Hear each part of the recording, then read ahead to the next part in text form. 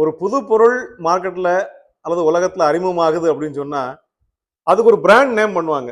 அது என்ன பொருளுங்கிறத விட அதுக்கு ஒரு பிராண்ட் அந்த பெயரே சமயத்துல அந்த பொருளுக்கு அப்படி நிலைச்சிருது. உதாரணம் சொன்னா உங்களுக்கு புரியும். டால்டா அப்படின்னு ஒரு டால்டாங்கிற டப்பாக்குள்ள என்ன இருக்குன்னா வனஸ்பதிங்கிற பொருள் இருக்கு. வனஸ்பதிங்கிற பொருள் தான் எண்ணெயில ஹைட்ரஜனை ஏற்றி ஹைட்ரஜன் ஏற்றம் பண்ணி அதை அறிவியல் முறைப்படி வனஸ்பதி என்ற பொருளா மாத்துறாங்க. அது யாரும் வனஸ்பதின்னு சொல்றது கிடையாது. அது பிராண்ட் தான் டால்டாங்கிறது. நிறைய பிராண்ட்ல இருக்கு டால்டா, நிறைய கம்பெனி இருக்குது. ஆனா நமக்கு டால்டானா தான் தெரியும். இந்த முதல்ல யார் செய்யறாங்களோ அவங்க தான். இந்த மினரல் வாட்டர் இருக்கு பாருங்க, மினரல் வாட்டரை முதல்ல போடுறது பிஸ்லரிங்கிற கம்பெனி. இப்பவும் கடையில போய் என்ன வாட்டர் இருந்தாலும் சரி பிஸ்லரி வாட்டர் இருக்காருன்னு கேட்பான். அது பிஸ்லரி வாட்டர் கிடையாது, அது உள்ள இருக்கிறது மினரல் வாட்டர். நிறைய கம்பெனி இருக்குது. ஆனா இப்பவுமே கேட்கறது அது மினரல் வாட்டர்னு சொல்லாம பிஸ்லரி வாட்டர்னு சொன்னாலே அது முதல்ல யார் பிராண்ட் பண்றாங்களோ, யார் முதல்ல மார்க்கெட் கொண்டு வராங்களோ அந்த பேரை நிலைச்சிடும். இந்த வீட்டுக்கு மேல வைக்கிற அந்த பிவிசி டேங்க் இருக்கு பாருங்க, சிண்டெக்ஸ் டேங்க்னு சொல்லுவாங்க எல்லாரும்.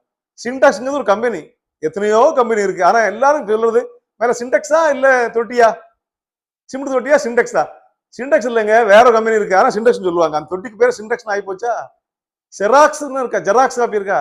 ஒரு ஜெராக்ஸ், அந்த ஜெராக்ஸ் எடுத்துட்டு வா, ஜெராக்ஸ் எடுத்து 10 ஜெராக்ஸ் காப்பி எடுத்துட்டு வா. அது ஜெராக்ஸ் காப்பியே இல்லைங்க, அது போட்டோ காப்பி. அது நம்ம கொடுக்குற அந்த போட்டோவை, நம்ம கொடுக்குற அந்த ரெக்கார்டை இதை காப்பி எடுத்து கொடுக்குது. அது பேர் காப்பியர், போட்டோ காப்பியர்.